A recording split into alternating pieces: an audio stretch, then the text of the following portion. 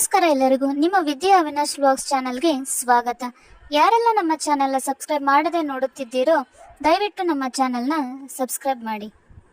ನವರಾತ್ರಿ ಹಬ್ಬದ 9 ದಿನವೂ ದುರ್ಗಾದೇವಿಯ ಯಾವೆಲ್ಲ ಅವತಾರಗಳನ್ನು ಪೂಜಿಸಲಾಗುತ್ತದೆ, ಹಾಗೆ ಯಾವ ದಿನ ದುರ್ಗಾದೇವಿಯ ಯಾವ ಅವತಾರಕ್ಕೆ ಪೂಜೆ ಎಂದು ತಿಳಿಯೋಣ.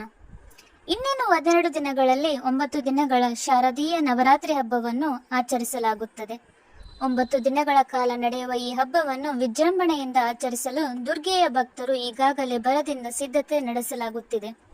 ನವರಾತ್ರಿ ಉತ್ಸವವು 9 ದಿನಗಳವರೆಗೆ ಇರುತ್ತದೆ ಮತ್ತು ಪ್ರತಿದಿನವೂ ದುರ್ಗಾದೇವಿಯ 9 ರೂಪಗಳಿಗೆ ಸಮರ್ಪಿಸಲಾಗಿದೆ.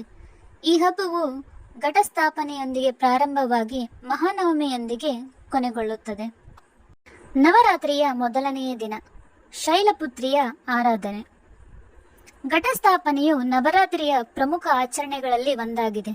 ಇದು 9 ದಿನಗಳ ಉತ್ಸವಗಳು ಮತ್ತು ದುರ್ಗಾದೇವಿಯ ಆವಾಹನೆಯ ಪ್ರಾರಂಭವನ್ನು ಸೂಚಿಸುತ್ತದೆ. ಈ ದಿನ ಭಕ್ತರು ತಾಯಿ ಶೈಲಪುತ್ರಿಯನ್ನು ಪೂಜಿಸುತ್ತಾರೆ. ಇದು ದುರ್ಗಾದೇವಿಯ ಮೊದಲ ಅವತಾರವಾಗಿದೆ. ನವರಾತ್ರಿಯ 2ನೇ ದಿನ ಬ್ರಹ್ಮಚಾರಿಣಿ. ಶಾರದೀಯ ನವರಾತ್ರಿಯ 2ನೇ ದಿನ ಭಕ್ತರು ದುರ್ಗಾದೇವಿಯ ಬ್ರಹ್ಮಚಾರಿಣಿ ದೇವಿ ರೂಪವನ್ನು ಪೂಜಿಸುತ್ತಾರೆ. ಬ್ರಹ್ಮಚಾರಿಣಿ ದೇವಿಯನ್ನು ಸರಿಯಾದ ಆಚರಣೆಗಳೊಂದಿಗೆ ಪೂಜಿಸುವುದರಿಂದ ಸಂತೋಷ ಮತ್ತು ಸಮೃದ್ಧಿ ಉಂಟಾಗುತ್ತದೆ ಎಂದು ಹೇಳಲಾಗುತ್ತದೆ. ನವರಾತ್ರಿಯ 3ನೇ ದಿನ ಚಂದ್ರಘಂಟಾ ದೇವಿ. ಶಾರದೀಯ ನವರಾತ್ರಿಯ 3ನೇ ದಿನದಂದು ತಾಯಿ ಚಂದ್ರಘಂಟಾಳನ್ನು ಪೂಜಿಸಲಾಗುತ್ತದೆ. ಚಂದ್ರಘಂಟಾ ದೇವಿಯು ಪಾರ್ವತಿ ದೇವಿಯ ಸುಮಂಗಲಿ ಅವತಾರ ಎನ್ನುವ ನಂಬಿಕೆ ಇದೆ. ಭಗವಾನ್ ಶಿವನನ್ನು ಮದುವೆಯಾದ ನಂತರ ಮಹಾಗೌರಿ ದೇವಿಯು ತನ್ನ ಹಣೆಯನ್ನು ಅರ್ಧಚಂದ್ರನಿಂದ ಅಲಂಕರಿಸಲು ಪ್ರಾರಂಭಿಸಿದಳು. ಅಂದಿನಿಂದ ದೇವಿಯ ಈ ರೂಪವನ್ನು ಚಂದ್ರಘಂಟ ಎಂದು ಕರೆಯಲಾಗುತ್ತದೆ. ನವರಾತ್ರಿಯ 4ನೇ ದಿನ ಕೂಷ್ಮಾಂಡ ದೇವಿ. ಶಾರದೀಯ ನವರಾತ್ರಿಯ 4ನೇ ದಿನದಂದು ತಾಯಿ ಕೂಷ್ಮಾಂಡಳನ್ನು ಪೂಜಿಸಲಾಗುತ್ತದೆ. ಪಂಚಾಂಗದ ಪ್ರಕಾರ ದುರ್ಗಾದೇವಿಯು ಸಿದ್ಧಿದಾತ್ರಿ ರೂಪವನ್ನು ಪಡೆದ ನಂತರ ಪಾರ್ವತಿ ದೇವಿಯು ಸೂರ್ಯನ ಮಧ್ಯದಲ್ಲಿ ವಾಸಿಸಲು ಪ್ರಾರಂಭಿಸಿದಳು. ಇದರಿಂದ ಅವಳು ಬ್ರಹ್ಮಾಂಡಕ್ಕೆ ಶಕ್ತಿಯನ್ನು ಬಿಡುಗಡೆ ಮಾಡುತ್ತಾಳೆ. ಅಂದಿನಿಂದ ಆಕೆಯನ್ನು ಕೂಷ್ಮಾಂಡ ಎಂದು ಕರೆಯುತ್ತಾರೆ. ತಾಯಿ ಕೂಷ್ಮಾಂಡಳನ್ನು ಸೌರಮಂಡಲದ ಪ್ರಧಾನ ದೇವತೆ ಎಂದು ಪರಿಗಣಿಸಲಾಗಿದೆ. ಸ್ಕಂದ ಮಾತಾ. ಶಾರದೀಯ ನವರಾತ್ರಿಯ 5ನೇ ದಿನದಂದು ಭಕ್ತರು ತಾಯಿ ಸ್ಕಂದ ಮಾತೆಯನ್ನು ಪೂಜಿಸುತ್ತಾರೆ. ತಾಯಿ ಪಾರ್ವತಿಯು ಭಗವಾನ್ ಕಾರ್ತಿಕೇಯನಿಗೆ ತಾಯಿಯಾದ ನಂತರ ಆಕೆಯನ್ನು ಸ್ಕಂದ ಮಾತೆ ಎಂದು ಕರೆಯಲಾಯಿತು.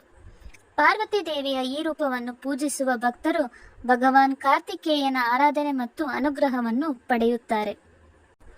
ನವರಾತ್ರಿಯ 6ನೇ ದಿನ ಕಾತ್ಯಾಯಿನಿ. ನವರಾತ್ರಿಯ 6ನೇ ದಿನದನ್ನು ಷಷ್ಠಿ ಎಂದು ಕರೆಯಲಾಗುತ್ತದೆ.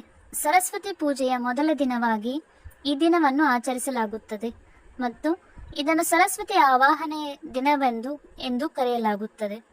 ಆವಾಹನೆ ಎಂದರೆ ಸರಸ್ವತಿ ದೇವಿಯನ್ನು ಪೂಜೆಗೆ ಆಮಂತ್ರಿಸುವುದು ಎಂದರ್ಥ. ಭಕ್ತರು ಈ ದಿನ ಮಾತೆ ಕಾತ್ಯಾಯಿನಿಯನ್ನು ಪೂಜಿಸುತ್ತಾರೆ. ಮಹಿಷಾಸುರರನ್ನು ನಾಶ ಮಾಡಲು ಪಾರ್ವತಿ ದೇವಿಯು ಕಾತ್ಯಾಯಿನಿ ರೂಪವನ್ನು ತೆಗೆದುಕೊಂಡಳು. ಅವಳನ್ನು ಯೋಧ ದೇವತೆ ಎಂದು ಕರೆಯಲಾಗುತ್ತದೆ. ನವರಾತ್ರಿ 7ನೇ ದಿನ ಕಾಳರಾತ್ರಿ. ಶಾರದೀಯ ನವರಾತ್ರಿ 7ನೇ ದಿನ ಅಥವಾ ಸಪ್ತಮಿಯಂದು ಭಕ್ತರು ದುರ್ಗಾದೇವಿಯ 7ನೇ ರೂಪವಾದ ಕಾಳರಾತ್ರಿ ದೇವಿಯನ್ನು ಪೂಜಿಸುತ್ತಾರೆ.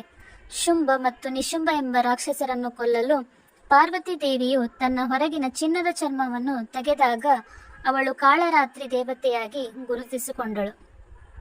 ನವರಾತ್ರಿ 8ನೇ ದಿನ ಮಹಾಗೌರಿ. ಮಹಾಷ್ಟಮಿಯನ್ನು ಮಹಾದುರ್ಗಾಷ್ಟಮಿ ಎಂದು ಕರೆಯುತ್ತಾರೆ. ಇದು ದುರ್ಗಾ ಪೂಜೆಯ 2ನೇ ದಿನ ಮತ್ತು ಶಾರದೀಯ ನವರಾತ್ರಿ 8ನೇ ದಿನವಾಗಿದೆ. ಈ ದಿನ 9 ಸಣ್ಣ ಮಡಿಕೆಗಳನ್ನು ಮನೆ ಅಥವಾ ಪೂಜಾ ಸ್ಥಳಗಳಲ್ಲಿ ಸ್ಥಾಪಿಸಲಾಗುತ್ತದೆ ಮತ್ತು ಅವುಗಳಲ್ಲಿ ದುರ್ಗೆಯ 9 ಶಕ್ತಿಗಳನ್ನು ಆವಾಹನೆ ಮಾಡಲಾಗುತ್ತದೆ. ಕಂಚಕ ಅಥವಾ ಕನ್ಯಾ ಪೂಜೆ ಎಂದು ಕರೆಯಲ್ಪಡುವ ಅಷ್ಟಮಿ ದಿನದಂದು ಪುಟ್ಟ ಮಕ್ಕಳನ್ನು ಅಥವಾ ಅವಿವಾಹಿತ ಹುಡುಗಿಯರನ್ನು ಪೂಜಿಸಲಾಗುತ್ತದೆ. ಅಂತಿಮವಾಗಿ ಭಕ್ತರು ಈ ದಿನ ಮಾತೆ ಮಹಾಗೌರಿಯನ್ನು ಪೂಜಿಸುತ್ತಾರೆ. ನವರಾತ್ರಿ 9ನೇ ದಿನ ಸಿದ್ಧಿದಾತ್ರಿ. ಶಾರದೀಯ ನವರಾತ್ರಿಯ 9ನೇ ದಿನವನ್ನು ಮಹಾನವಮಿ ಎಂದು ಕರೆಯಲಾಗುತ್ತದೆ. ಈ ದಿನದಂದು ತಾಯಿ ಸಿದ್ಧಿದಾತ್ರಿಯನ್ನು ಪೂಜಿಸಲಾಗುತ್ತದೆ. ಈ ದಿನ ಹೋಮ ಹವನವನ್ನು ಮತ್ತು ಕನ್ಯಾ ಪೂಜೆಯನ್ನು ಸಹ ಮಾಡಲಾಗುತ್ತದೆ. ನವರಾತ್ರಿ 9ನೇ ದಿನ ದಶಮಿ. ನವರಾತ್ರಿಯ ದಶಮಿ ತಿಥಿಯನ್ನು ವಿಜಯದಶಮಿ ಅಥವಾ ದಸರಾ ಎಂದು ಆಚರಿಸಲಾಗುತ್ತದೆ. ಈ ದಿನವನ್ನು ರಾವಣನ ಮೇಲೆ ಶ್ರೀರಾಮನ ಮತ್ತು ಮಹಿಷಾಸುರನ ಮೇಲೆ ದುರ್ಗಾದೇವಿಯ ವಿಜಯದ ನೆನಪಿಗಾಗಿ ಆಚರಿಸಲಾಗುತ್ತದೆ. ಈ ದಿನದಂದು ಭಕ್ತರು ದುರ್ಗಾ ವಿಸರ್ಜನೆಯನ್ನು ಮಾಡುತ್ತಾರೆ. ಇದು ದುರ್ಗಾ ಪೂಜೆಯ ಉತ್ಸವಗಳನ್ನು ಅಂತ್ಯವನ್ನು ಸೂಚಿಸುತ್ತದೆ.